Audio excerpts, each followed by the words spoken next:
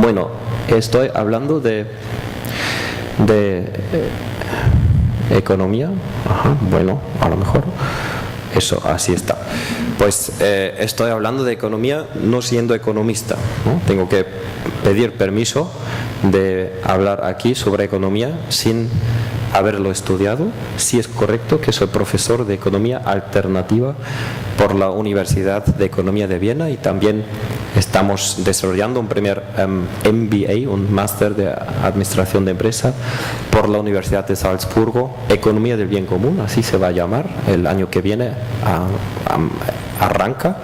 Y también estamos plasmando una cátedra UNESCO de la Organización Científica y Cultural de las Naciones Unidas, Economía del Bien Común. O sea, eso sí, pero yo no estudié economía porque lo que se está ofreciendo bajo el título de economía o ciencias económicas en las universidades europeas, de ellas puedo hablar, para mí es demasiado estrecha la perspectiva, casi peligrosamente estrecha, porque no se ve el conjunto, y a mí siempre me interesaba el conjunto. Esta es mi visión de las cosas.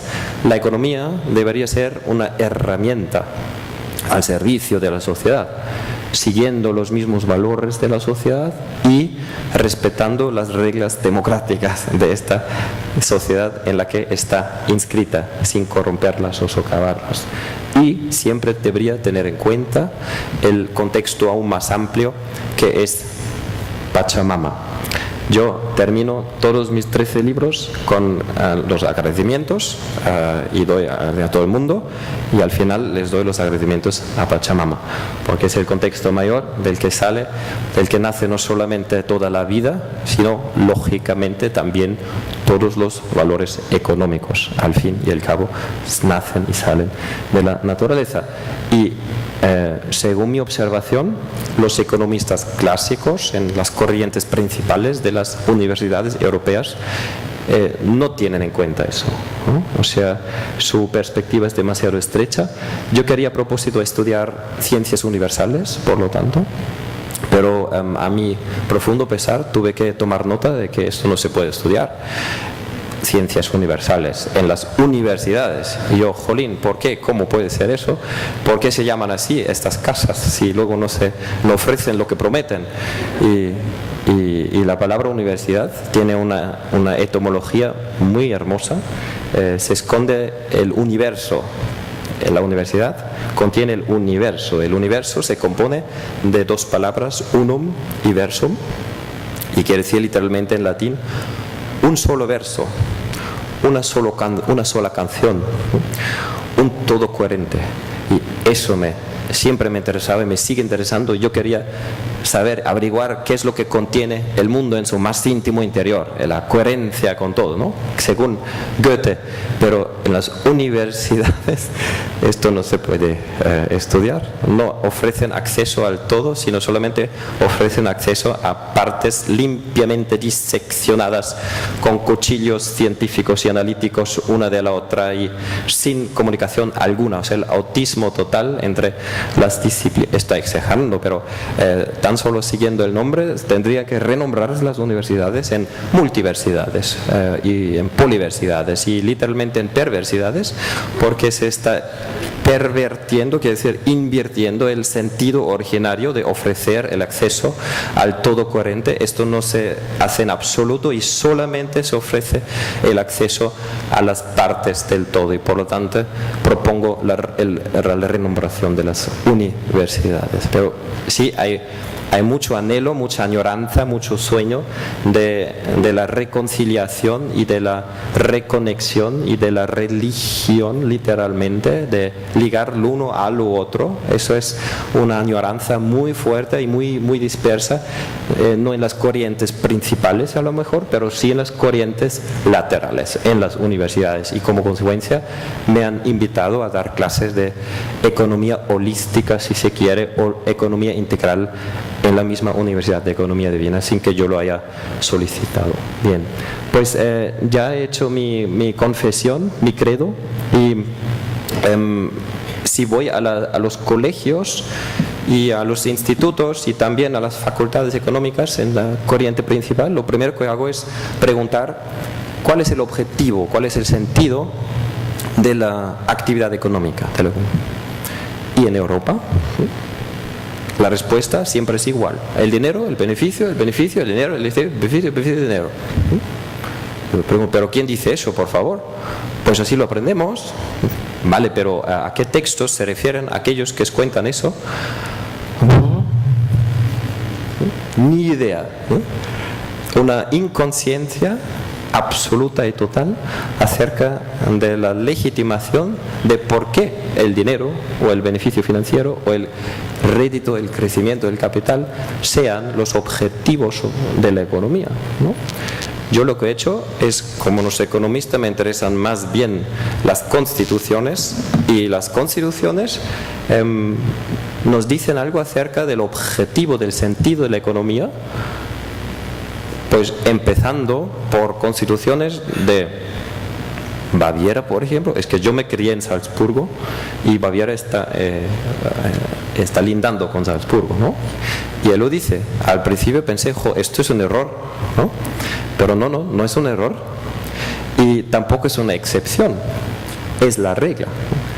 Todas las constituciones de países democráticos que nos cuentan algo sobre el objetivo de la economía nos cuentan esto, que el objetivo es el bien común, ya lo dicen, el capital es bueno, pero como medio, y no es un fin en sí mismo, ¿no? Lo dicen más claro que el agua, y todo lo que hace falta hacer es pues mirar un poco las constituciones, ¿no? Por ejemplo la italiana, ¿no?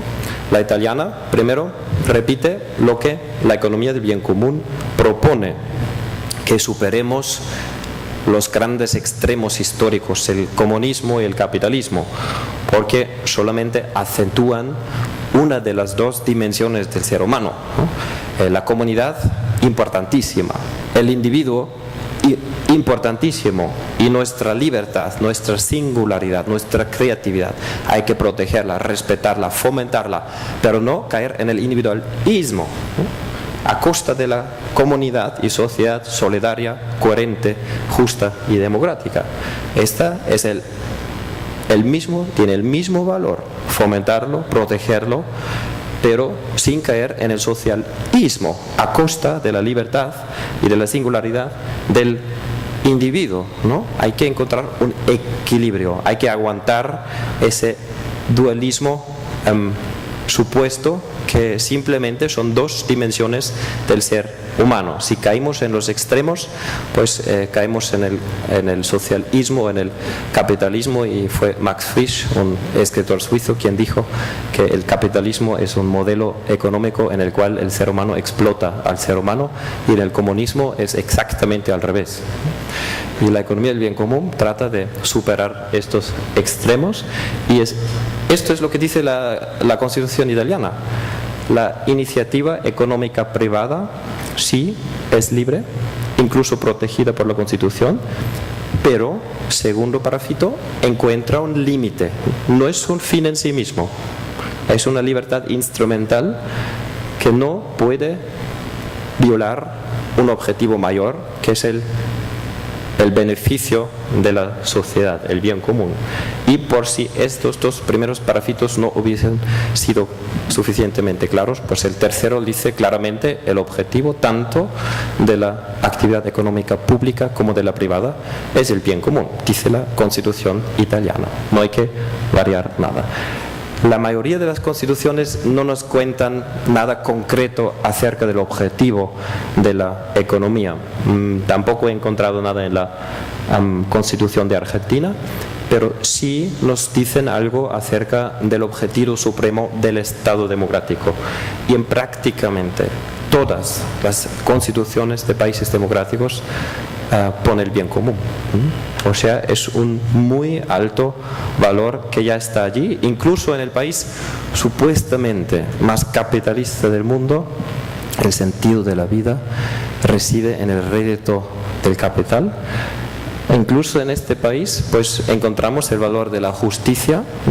Esto lo subrayo porque hay economistas de fama mundial. No solamente existe Elinor Ostrom y no solamente conocemos a Amartya Sen, sino también existe un cierto señor Hayek, y el señor Hayek que recibió el mismo premio, aunque no es el Nobel, porque el premio Nobel para la ciencia económica no existe, aunque se confiere el mismo día. Es el único rasgo común que comparte el premio Nobel del Banco Sueco Nacional con los verdaderos premios Nobel. Y el señor Hayek, que recibió ese premio, dijo literalmente que se avergüencen todos los personajes públicos de utilizar jamás, ninguna vez más, el valor de la justicia. Una advertencia, y eso es importante saberlo. Hay una corriente económica muy prominente que nos quiere quitar ese valor que está en la Constitución de Estados Unidos. Pero es más, después de la justicia, el general welfare. ¿Cómo lo podríamos traducir? Pues algo entre bienestar general y bien común. Ahí está